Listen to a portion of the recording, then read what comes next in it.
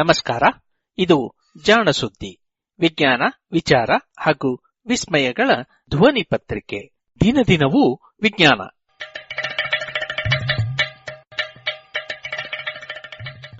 ಸಂಪುಟ 4 ಸಂಚಿಕೆ 30 ಅಕ್ಟೋಬರ್ 10, 2020. ವೈದ್ಯಕೀಯದಲ್ಲಿ ಆಕಸ್ಮಿಕಗಳು.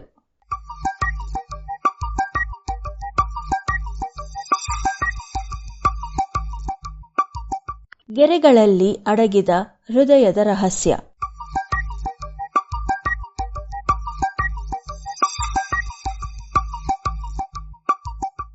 ಹೃದಯ ಎಂದ ಕೂಡಲೇ ಕಣ್ಣ ಮುಂದೆ ಬರುವುದು 2 ಚಿತ್ರಗಳು. ಮೊದಲನೆಯದು ಇಸ್ಪೀಟು ಎಲೆಗಳಲ್ಲಿ ಕಾಣುವ ಕೆಂಪು ಬಣ್ಣದ ಹಾರ್ಟ್ ಚಿಹ್ನೆ. ಎರಡನೆಯದು 2 ಅರ್ಧವೃತ್ತ, ಒಂದೆರಡು ತ್ರಿಕೋಣಗಳ ಇಸಿಜಿ ಗೆರೆಗಳು. ಜೀವಂತ ಹೃದಯದ ಸೂಚಕವಾದ ಈ ಗೆರೆಗಳು ಜೀವನದ ಏಳು ಬೀಳುಗಳಿಗೂ ಸಾಂಕೇತಿಕ. ಈ ಗೆರೆಗಳ ಹಿಂದೆ ಹಲವಾರು ಆಕಸ್ಮಿಕಗಳ ಸಂಗಮದ ರೋಚಕ ಇತಿಹಾಸವಿದೆ. ಕ್ರಿಸ್ತಪೂರ್ವ ಕಾಲದಿಂದಲೂ ಹೃದಯ ಇದೆ ಎನ್ನುವುದು ತಿಳಿದಿತ್ತು. ಆದರೆ ಅದರ ಕೆಲಸದ ಬಗ್ಗೆ ಯಾರಿಗೂ ಮಾಹಿತಿ ಇರಲಿಲ್ಲ. ಮನಸ್ಸಿಗೆ ತೀವ್ರ ಆಘಾತವಾದಾಗ ಎದೆಯೊಳಗೆ ಒತ್ತಿದಂತೆ ಆಗುತ್ತದೆಯಷ್ಟೇ. ಹೀಗಾಗಿ ನಮ್ಮ ಪ್ರಾಚೀನರು ಹೃದಯವನ್ನು ಭಾವನೆಗಳ ಕೇಂದ್ರ ಎಂದೇ ನಂಬಿದ್ದರು. ಆದರೆ ಶರೀರದ ರಕ್ತ ಸಂಚಾರಕ್ಕೆ ಹೃದಯವೇ ಒತ್ತು ನೀಡುವ ಕೇಂದ್ರ ಎಂದು 1628ರಲ್ಲಿ ಪತ್ತೆ ಮಾಡಿದ್ದು ಬ್ರಿಟಿಷ್ ವೈದ್ಯ ವಿಲಿಯಂ ಹಾರ್ವೆ. 1856ರಲ್ಲಿ ಆಲ್ಬರ್ಟ್ ಕಾಲಿಕ್ಕರ್ ಮತ್ತು ಹೀನ್ರಿಕ್ ಮುಲ್ಲರ್ ಎಂಬ ಇಬ್ಬರು ಜರ್ಮನ್ ವೈದ್ಯರು ತೀರಾ ಆಕಸ್ಮಿಕವಾಗಿ ಒಂದು ಮಹತ್ವದ ಪ್ರಯೋಗಕ್ಕೆ ಸಾಕ್ಷಿಯಾದರು. ಕಪ್ಪೆಗಳ ಮೇಲೆ ಪ್ರಯೋಗ ನಡೆಸುತ್ತಿದ್ದಾಗ ಕಪ್ಪೆಯ ಕಾಲಿನ ಮಾಂಸಖಂಡವನ್ನು ಅದಕ್ಕೆ ಸಂಕೇತಗಳನ್ನು ಒಯ್ಯುವ ನರದ ಜೊತೆ ಬೇರ್ಪಡಿಸಿ ಆ ನರಕ್ಕೆ ಸಣ್ಣ ವಿದ್ಯುತ್ ಶಾಕ್ ನೀಡಿ ಎಷ್ಟು ಪ್ರಮಾಣದ ವಿದ್ಯುತ್ಗೆ ಮಾಂಸಖಂಡ ಎಷ್ಟು ಜಗ್ಗುತ್ತದೆ ಎಂದು ಪರೀಕ್ಷೆ ಮಾಡುತ್ತಿದ್ದರು. ಹೀಗೆ ಒಬ್ಬರು ಒಂದು ಕಪ್ಪೆಯ ಕಾಲಿನ ಮಾಂಸಖಂಡದ ಜೊತೆಗೆ ಅದರ ನರವನ್ನು ಬೇರ್ಪಡಿಸುವಾಗ ಇನ್ನೊಬ್ಬರು ಇನ್ನೊಂದು ಕಪ್ಪೆಯ ಹೃದಯದ ಪರೀಕ್ಷೆ ಮಾಡಲು ಅದರ ಎದೆಯನ್ನು ತೆರೆದು ಇಟ್ಟಿದ್ದರು. ಯಾವುದೋ ಕೆಲಸದ ಮೇಲೆ ಇಬ್ಬರೂ ಹೊರಗೆ ಹೋಗಬೇಕಾಯಿತು. ಕೆಲವು ನಿಮಿಷಗಳ ನಂತರ ಪ್ರಯೋಗಾಲಯಕ್ಕೆ ವಾಪಸ್ ಬಂದಾಗ ಅವರಿಗೆ ಒಂದು ಅಚ್ಚರಿ ಕಾದಿತ್ತು. ಹೊರಗೆ ಹೋಗುವ ಆತುರದಲ್ಲಿ ಅವರು ಮೊದಲ ಕಪ್ಪೆಯ ಕಾಲಿನ ಮಾಂಸಖಂಡದ ನರವನ್ನು ಎರಡನೆಯ ಕಪ್ಪೆಯ ಮಿಡಿಯುತ್ತಿದ್ದ ಹೃದಯದ ಮೇಲೆ ಹಾಕಿದ್ದರು. ಇದರ ಪರಿಣಾಮವಾಗಿ ಮೊದಲ ಕಪ್ಪೆಯ ಕಾಲಿನ ಮಾಂಸಖಂಡ ವಿದ್ಯುತ್ ಹರಿಸಿದಂತೆ ಜಗ್ಗುತ್ತಿತ್ತು. ಅಂದರೆ ಮಿಡಿಯುತ್ತಿರುವ ಕಪ್ಪೆಯ ಹೃದಯದ ಒಳಗೆ ಯಾವುದೋ ರೀತಿಯ ವಿದ್ಯುತ್ ಉತ್ಪಾದನೆ ಆಗುತ್ತಿರಬೇಕು. ಆ ವಿದ್ಯುತ್ತನ್ನು ಹೃದಯದ ಮೇಲೆ ಬಿದ್ದಿದ್ದ ನರ ಗ್ರಹಿಸಿರಬೇಕು. ಆ ನರದ ಮೂಲಕ ವಿದ್ಯುತ್ ಕಪ್ಪೆಯ ಕಾಲಿನ ಮಾಂಸಖಂಡಕ್ಕೆ ಹರಿದು ಅದನ್ನು ಜಗ್ಗುತ್ತಿರಬೇಕು. ಅಂದರೆ ಹೃದಯ ಒಂದೇ ಸಮನೆ ಮಿಡಿಯುವುದಕ್ಕೆ ಅದರೊಳಗೆ ಸ್ವಯಂ ಉತ್ಪತ್ತಿ ಆಗುವ ಒಂದು ಮಾದರಿಯ ವಿದ್ಯುತ್ ಸಂಕೇತ ಕಾರಣ ಎಂದಾಯಿತು. ಈ ಆಕಸ್ಮಿಕ ಶೋಧದಿಂದ ಮುಂದೆ ಏನೆಲ್ಲ ಅನುಕೂಲ ಎಂಬುದರ ಕಲ್ಪನೆಯೂ ಆ ಇಬ್ಬರು ಯುವ ವೈದ್ಯರಿಗೆ ಇರಲಿಲ್ಲ. ಅವರು ಆ ಪ್ರಯೋಗವನ್ನು ಮತ್ತೆ ಮುಂದುವರೆಸಲೂ ಇಲ್ಲ. ಆದರೆ ಈ ವಿಷಯದ ಬಗ್ಗೆ ಮತ್ತಷ್ಟು ಆಲೋಚನೆ ಮಾಡಿದ್ದು ಬ್ರಿಟಿಷ್ ವೈದ್ಯ ಡಾಕ್ಟರ್ ಆಗಸ್ಟಸ್ ವಾಲರ್.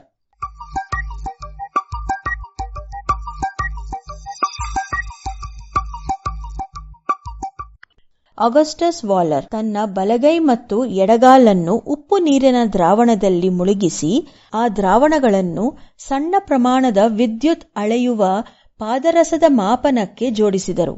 ಹೃದಯದ ಪ್ರತಿಯೊಂದು ಬಡಿತದ ಜೊತೆಗೆ ಪಾದರಸದ ಮಟ್ಟ ಮೇಲೆ ಕೆಳಗೆ ಆಗುವುದನ್ನು ನೋಡಿ ಆನಂದಪಟ್ಟರು.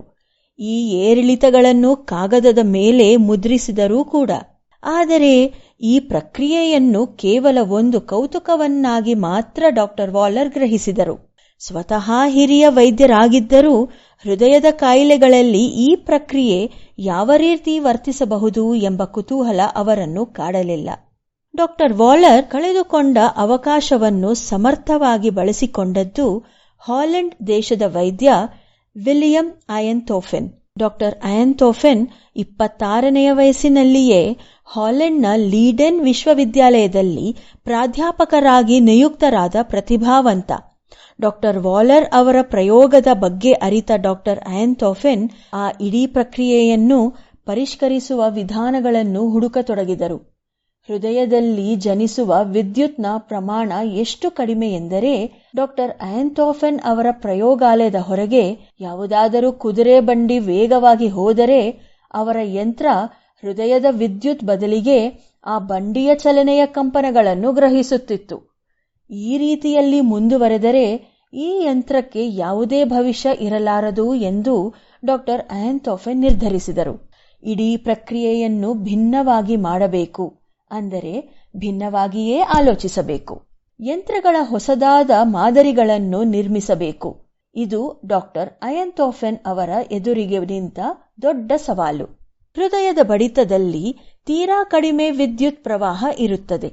ಅಲ್ಲದೆ ಹೃದಯ ಎನ್ನುವುದು ಎದೆಯ ಒಳಗೆ ಮೂಳೆಗಳ ಕೋಟೆಯಲ್ಲಿ, ಸ್ನಾಯುಗಳ ಸಂರಕ್ಷಣೆಯಲ್ಲಿ, ಚರ್ಮದ ಹೊದಿಕೆಯೊಳಗೆ ಸುರಕ್ಷಿತವಾಗಿ ಕುಳಿತಿರುವ ಅಂಗ. ಹೃದಯ ಉತ್ಪಾದಿಸುವ ತೀರಾ ಅಲ್ಪ ವಿದ್ಯುತ್ನ ಒಂದು ಭಾಗ ಈ ಎಲ್ಲಾ ಸುರಕ್ಷಿತ ಪದರಗಳನ್ನು ದಾಟಿ ಎದೆಯ ಚರ್ಮದ ಮಟ್ಟಕ್ಕೆ ಬಂದಾಗ ಆ ತೀರಾ ಅಲ್ಪ ಪ್ರಮಾಣದ ವಿದ್ಯುತ್ ಅನ್ನು ಗ್ರಹಿಸಬಲ್ಲ ಶಕ್ತಿಯುತ ಸೂಕ್ಷ್ಮ ಯಂತ್ರ ಇದ್ದರೆ ಮಾತ್ರ ಕೆಲಸ ಸಾಧ್ಯ. ಈ ಸವಾಲುಗಳನ್ನು ಸಾಧಿಸುವುದಕ್ಕೆ ಡಾಕ್ಟರ್ ಆಂಥೋಫೆನ್ ಅವರಿಗೆ ಸುಮಾರು 6 ವರ್ಷಗಳ ಶ್ರಮ ಹಿಡಿಯಿತು. ಸ್ಫಟಿಕ ಶಿಲೆಯನ್ನು ಚೆನ್ನಾಗಿ ಕಾಯಿಸಿ ಮೃದುವಾಗಿಸಿದರೆ ಅದರ ಸಪೂರ ತಂತಿಗಳನ್ನು ಎಳೆಯಬಹುದು ಎಂದು ತಿಳಿಯಿತು. ಒಂದು ವಿಶಿಷ್ಟ ವಿಧಾನದಿಂದ ಸ್ಫಟಿಕ ಶಿಲೆಯ ತೀರಾ ಸಪೂರ ತಂತಿಗಳನ್ನು ಸೃಜಿಸಿ ಅದರ ಮೇಲೆ ಬೆಳ್ಳಿಯ ಪುಡಿಯನ್ನು ಲೇಪಿಸಿ ಆ ತಂತಿಯನ್ನು 2 ಶಕ್ತಿಯುತ ವಿದ್ಯುತ್ ಕಾಂತಗಳ ನಡುವೆ ಹಾಯಿಸಿದರು. ಈ ತಂತಿಯ ಹಿಂಬದಿಯಲ್ಲಿ ತಂತಿಯುದ್ದಕ್ಕೂ ನಿಧಾನವಾಗಿ ಚಲಿಸುವ ಫೋಟೋಗ್ರಾಫಿ ಫಲಕವನ್ನು ಜೋಡಿಸಿದರು. ಆ ಫೋಟೋಗ್ರಾಫಿ ಫಲಕದ ಮೇಲೆಯೇ 1 ಸೆಕೆಂಡಿಗೆ ಫಲಕ ಚಲಿಸುವಷ್ಟು ದೂರದ ಮಾಪನವನ್ನು ಗುರುತು ಮಾಡಿದರು. ಒಬ್ಬ ವ್ಯಕ್ತಿಯ ಕೈಗಳನ್ನೋ ಇಲ್ಲವೇ ಕಾಲುಗಳನ್ನೋ ಉಪ್ಪು ನೀರಿನ ಪಾತ್ರೆಗಳಲ್ಲಿ ಮುಳುಗಿಸಿ ಆ ತಂತಿಯ ಒಂದು ತುದಿಯನ್ನು ಶರೀರಕ್ಕೆ ಜೋಡಿಸಿದರು. ಈಗ ಹೃದಯದಲ್ಲಿ ಉತ್ಪತ್ತಿ ಆಗುವ ತೀರಾ ಅಲ್ಪ ಪ್ರಮಾಣದ ವಿದ್ಯುತ್ ಆ ತಂತಿಯ ತುದಿಯನ್ನು ಸಣ್ಣದಾಗಿ ಕಂಪಿಸುವಂತೆ ಮಾಡುತ್ತಿತ್ತು. ಈ ಕಂಪನ ತಂತಿಯ ಮೂಲಕ ವಿದ್ಯುತ್ ಕಾಂತಗಳ ಕ್ಷೇತ್ರದಲ್ಲಿ ಹರಿದಾಗ ತಂತಿಯ ಕಂಪನದ ಪ್ರಮಾಣ ಅನೇಕ ಪಟ್ಟು ಹೆಚ್ಚಾಗುತ್ತಿತ್ತು. ಈ ಕಂಪನದ ಚಿತ್ರವನ್ನು ಚಲಿಸುವ ಫೋಟೋಗ್ರಫಿ ಫಲಕದ ಮೇಲೆ ಮೂಡಿಸುತ್ತಿದ್ದರು. ಹೀಗೆ 1902ರಲ್ಲಿ ಹೃದಯದ ಮೊದಲ ವಿದ್ಯುತ್ ನಕ್ಷೆಯನ್ನು ಫೋಟೋಗ್ರಫಿ ಫಲಕದ ಮೇಲೆ ಸ್ಪಷ್ಟವಾಗಿ ಮೂಡಿಸಿದರು.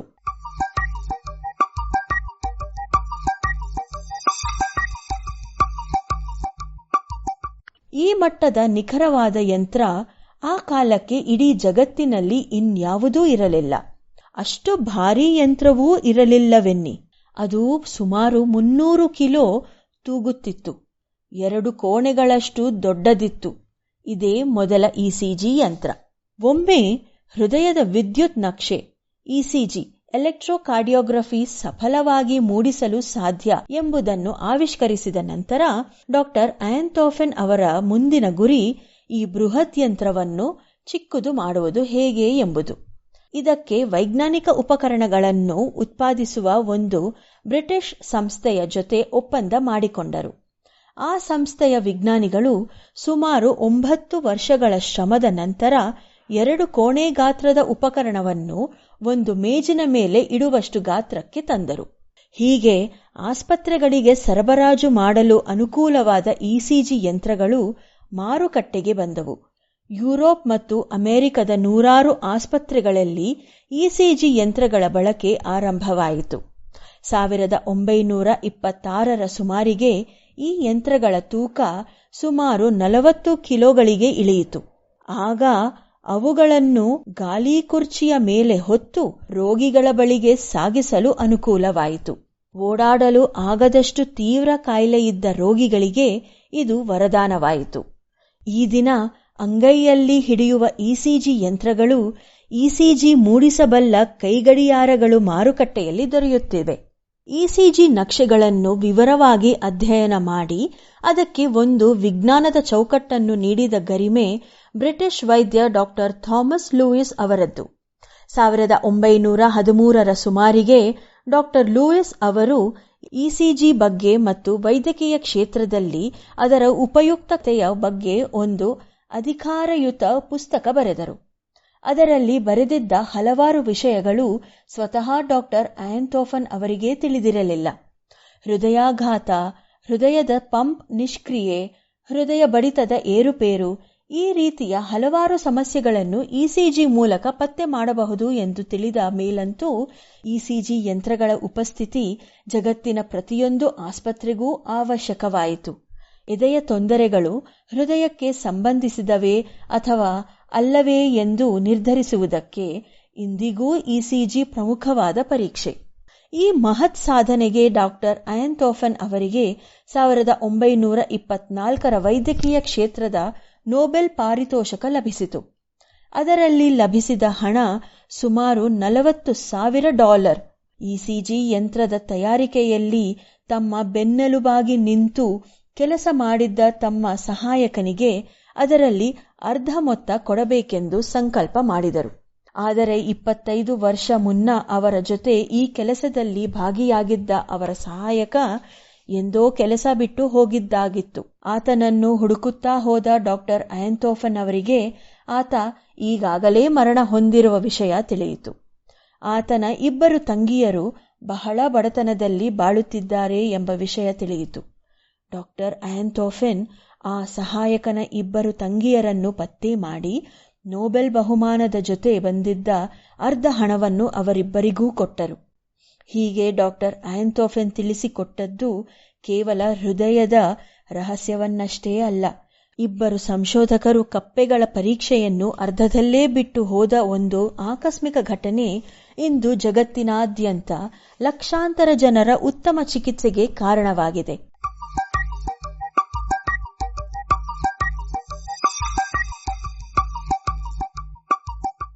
ಇದು ಇಂದಿನ ವೈದ್ಯಕೀಯದಲ್ಲಿ ಆಕಸ್ಮಿಕಗಳು.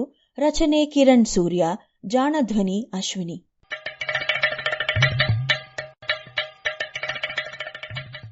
ಜಾಣ ಸುದ್ದಿಯ ಬಗ್ಗೆ ಸಲಹೆ ಸಂದೇಹಗಳು ಇದ್ದಲ್ಲಿ ನೇರವಾಗಿ 9886640328 ಈ ನಂಬರಿಗೆ ವಾಟ್ಸಪ್ ಮಾಡಿ ಇಲ್ಲವೇ ಕರೆ ಮಾಡಿ.